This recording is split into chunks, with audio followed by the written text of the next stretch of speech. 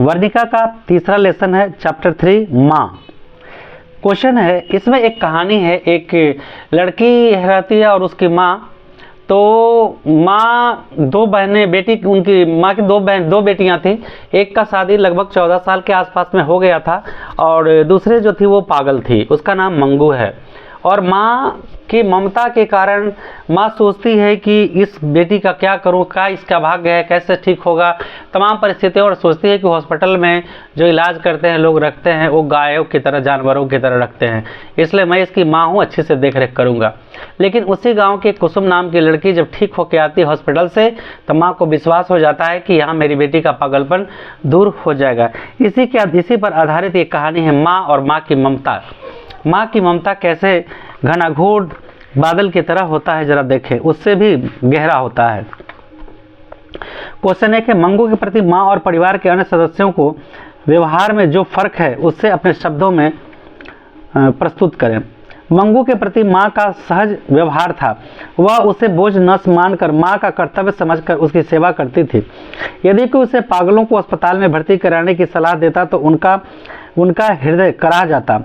वह कहती कि मैं माँ होकर सेवा नहीं कर सकती तो अस्पताल वालों की को क्या पड़ी है। अपंग जानवरों की गौशाला में भर्ती कर आने जैसा ही यह कहा जाएगा। तात्पर्य यह है कि माँ मंगू की व्यवस्था के कारण उसे अपने से अलग नहीं करना चाहती थी। वह जिस तरह से उसकी सेवा लाड़ प्यार से करती थी उसे देखकर लोग दंग रह जाते थे। लोग स्वयं स्वीकार कर लेते कि इस तरह की पागल पुत्री को माँ ही पाल सकती है। दूसरे घर में तो कोई भूखी प्यासी कब की मर गई होती, यदि जीवित भी होती तो शरीर स्वस्थ नहीं रहता। यानी माँ मंगू को पूर्ण मातृभाव से सेवा करती है। माँ को मंगू के अलावे 3 संतान और थी, 2 पुत्र और 1 पुत्री। दोनों पुत्र पढ़ लिख कर शहर में नौकरी करते थे तथा पुत्री ससुराल चली गई। 1 पुत्री ससुराल चली गई थी। घर पोता पोतियों से भरा हुआ था, लेकिन माँ मंगू की सेवा पूरी तल्लीनता से साथ करती थी। बहुएं उनके इन आचरण से दुखी भी रहती थी। वे चाहती थी कि फिर मंगू को पागल अस्पताल में भर्ती कराकर मुक्त हो जाए। विवाहित पुत्री भी माँ को सदा कोसती रहती थी। तात्पर्य यह है कि घर के अन्य सदस्य मंगू के परिवार का बोझ मानकर खिन्न रहते थे और उसे छुटकारा पाने के लिए व्यग्र रहते थे, लेकिन माँ अपनी ममता के आंचल से हमेशा उसे बांध कर रखती थी, अपने से अलग होने नहीं देना चाहती थी। अगला प्रश्न है, माँ मंगू को अस्पताल में क्यों नहीं भर्ती कराना चाहती थी? विचार करें। माँ अस्पताल को गौशाला की उपमा देती थी। उनका मानना है कि जब माँ होकर मैं अपनी संतान की सेवा नहीं कर सकती हूँ तो अस्पताल वाले को क्या पड़ी है। मंगू जन्म से ही पागल एवं गूंगी थी। उसे न तो पेशाब पैखाना कहाँ करना है और कहाँ न करना है का ख्याल रहता था और न ही कपड़े आदि का ही। रात भर माँ उस पर ध्यान रखती थी। पेशाब करने पर वस्त्र बदल देती थी, ओढ़ना हटाने पर पुनः उड़ा देती थी, अपने हाथों से मंगू के मुंह में भोजन कर डालती थी। यानी मंगू का सारा काम माँ को स्वयं करनी पड़ती थी। इसलिए उन्हें लगता था कि अस्पताल में इस प्रकार का कौन देखभाल करेगा। निस्वार्थ भाव से एक माँ ही अपनी संतान की व्यवस्था का ख्याल रख सकती है। इसी कारण वह हर सलाह देने वाले को यह कहकर टाल देती है कि अपनी संतान की सेवा न करके अस्पताल में भर्ती कराना अपंग जानवरों की गौशालाओं में भर्ती कराने के जैसा ही होगा। इन्हीं कारणों से वह मंगू को अस्पताल में भर्ती कराना नहीं चाहती थी। अगला प्रश्न है, कुसुम को पागलपन से सुधार देख मंगू के प्रति माँ, परिवार और समाज की प्रतिक्रिया को अपने शब्दों में व्यक्त करें। कुसुम के पागलपन में सुधार देख हर कोई मंगू को अस्पताल में भर्ती करने की सलाह माँ को देने लगा। वह लोगों की बातों का विरोध किए बिना चुपचाप उनकी सलाह सुनती रही। जो पहले ऐसी सलाह पर हर एक को यही जवाब देती कि मैं माँ होकर अगर सेवा नहीं कर सकती तो अस्पताल वालों को क्या पड़ा है, यह तो अपंग जानवरों की गौशालाओं में भर्ती करने जैसा ही होगा। लेकिन कुसुम की सुधरी हुई स्थिति देख उनका विचार बदल जाता है और कुसुम को अपने घर बुलाकर अस्पताल की जानकारी लेते हैं। कुसुम की बातों में से अस्पताल के प्रति श्रद्धा भाव का संचारण होता है। मन में कोई नई आशा पैदा होती है कि मंगू के भाग्य में देखभाल दवाखाने जाने से पागलपन मिटने का लिखा होगा।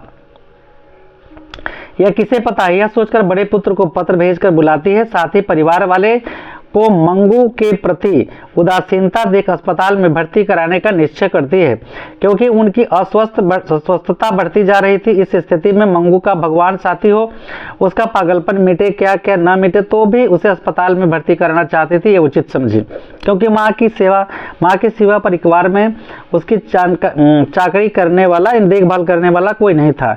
इसीलिए उसकी चाकरी करने वाला दुनिया में पराया ही कोई है तो सही। अगला सवाल है, कहानी के शीर्षक की सार्थकता पर विचार करें कि कहानी का शीर्षक सही है या नहीं।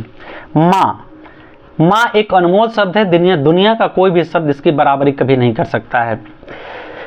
माँ कहानी का शीर्षक क्या कथा वस्तु या कहानी के आधार पर माँ रखा गया है। कहानी माँ के ही विचारों की ओर घूमती रहती है। इस कहानी की मुख्य पात्र है उनकी सबसे छोटी संतान मंगू, जन्म से ही पागल गूंगी। उसकी देखभाल तथा सेवा माँ करती थी। परिवार के अन्य सदस्य, 2 बड़े पुत्र, उसकी पत्नियां तथा विवाहित पुत्री आदि सभी मंगू को अस्पताल में भर्ती कराने के लिए पक्ष में है।